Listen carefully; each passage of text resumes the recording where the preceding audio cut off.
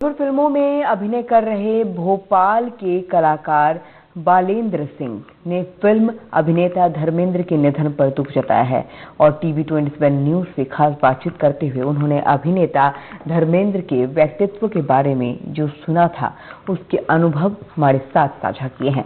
TV 27 news संवाददाता विनोद तिवारी ने उनसे खास बातचीत की है। क्या कहा है उन्होंने, सुनिए जरा। नमस्कार, टीवी 27 के कार्यक्रम खास मुलाकात में आपका स्वागत है। मैं हूं विनोद तिवारी। जैसा आप जानते हैं, सिनेमा के एक अध्याय का आज अंत हो गया। फिल्म अभिनेता धर्मेंद्र थे जो 89 वर्ष की उम्र में आज स्वर्ग सिधार गए। शारीरिक जो उनकी परेशानी थी उसको चलते काफी दिनों से उनका इलाज चल रहा था, हॉस्पिटल में भर्ती थे, उसके बाद घर आ गए थे, लेकिन आज दिन में 1 बजे उन्हें इस दुनिया को अलविदा कह दिया।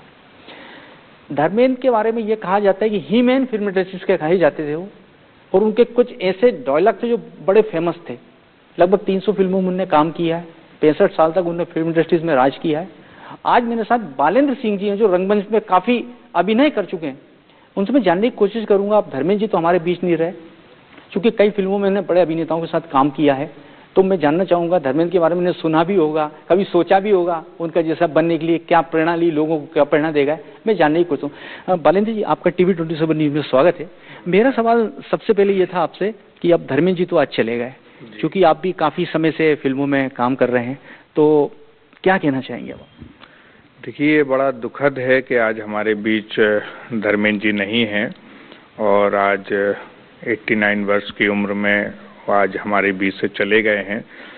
और जैसा कि हम जब इस फील्ड में आए थे तो हम उनको ही देखकर बड़े हुए, उनके काम को देखकर बड़े हुए, और उनकी जो फिल्में हैं उनसे कई बार प्रभावित भी हुए कि हम भी कभी इस तरीके का काम करेंगे। कभी ही मैन की उपाधि उनको दी गई, कभी धर्म गरम की उपाधि उनको दी गई, और जो उनकी सबसे अच्छी फिल्मों में हैं जैसे शोले है, चुपके चुपके है, अनुपमा है, तो ऐसी कई फिल्में हैं जिसमें उन्होंने अपने अभिनय से जो है दर्शकों का, लोगों का, अपने फैंस का दिल जीता।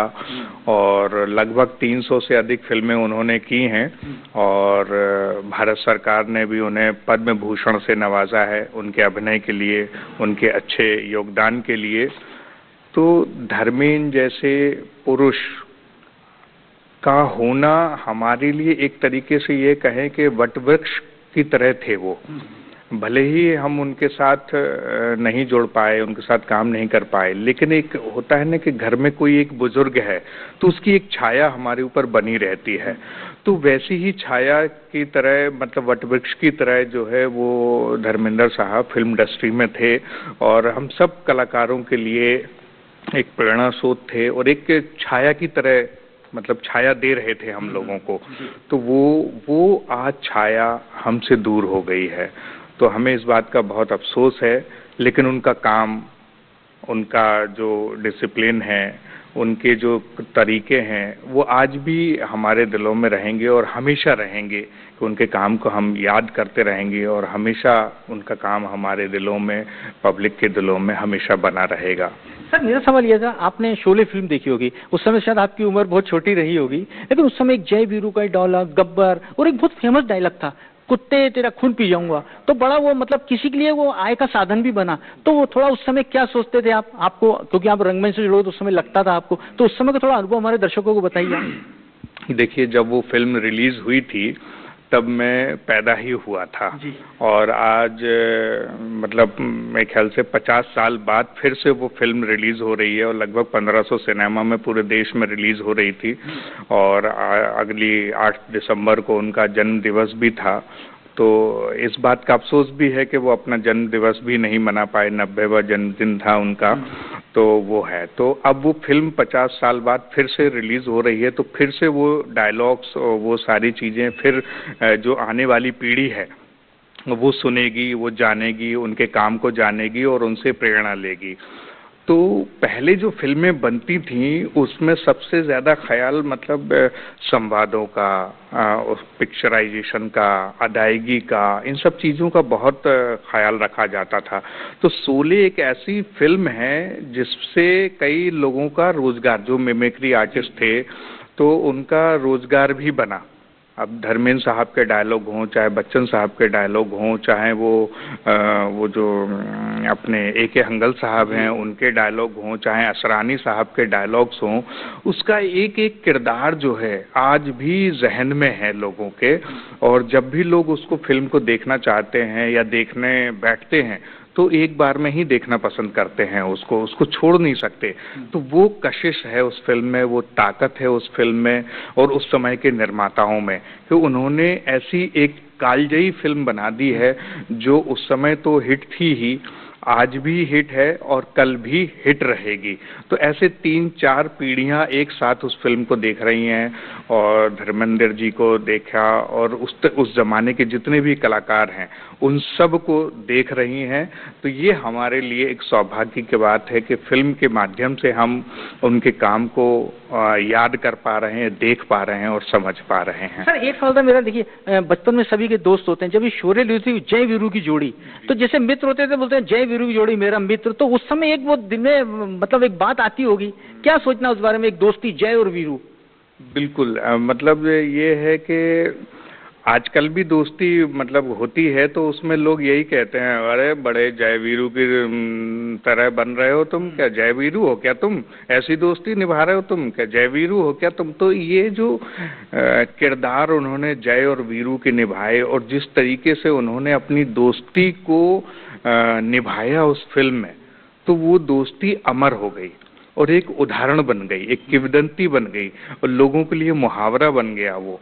तो ऐसा काम उन्होंने करके दिया, चाहे बच्चन साहब हों, धर्मेंद्र साहब हों, उन्होंने ऐसा काम करके दिया कि उनका किरदार और उनके किरदारों की जो फीलिंग्स थी वो लोगों के लिए मुहावरा बन गई। तो आज भी लोग उसको दोहराते हैं।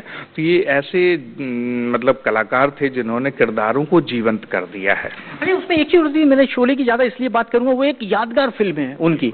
उसमें गब्बर को जब मारने गए तो दवाना, एक मतलब हिंसा का रूप, दोस्त के प्रति चले जाने की नफरत, तो उस समय आपको लगा था कि यार ये वास्तव में मतलब ऐसा लगता है ओरिजिनल सीन चल रहा है उस समय?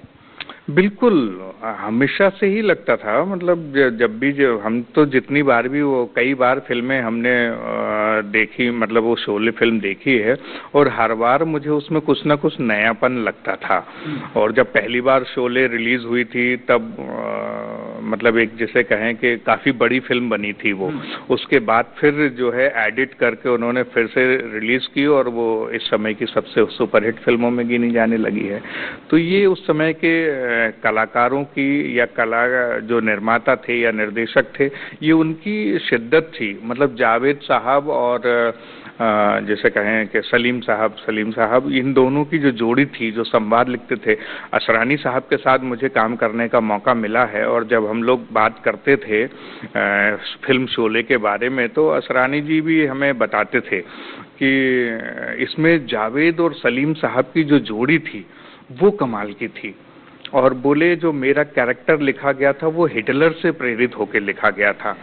तो बोले असरानी तुमको ऐसा करना है। और जो वो संवाद लिखते थे और एक एक संवाद पे, एक एक लाइंस पे जो है मतलब हफ्तों, घंटों, महीनों जो है सीन्स पे डिस्कशन चलता था और तब जाके वो काम हो पाता था। तो उनका कहना है कि जितना हम कलाकारों ने योगदान दिया है उससे कहीं ज़्यादा मतलब जो है योगदान उसमें सलीम आरिफ साहब का और अपने इनका जावेद खान साहब का रहा है। सर बहुत बहुत धन्यवाद आपका हमसे जुड़ने के लिए। धन्यवाद। वीडियो जर्नलिस्ट शक्ति जारिया के साथ विनोद तिवारी, टीवी 27 न्यूज़, भोपाल। फिलहाल इस बुलेटिन में इतना ही। तमाम बड़ी खबरों के लिए देखते रहिए टीवी 27 न्यूज़।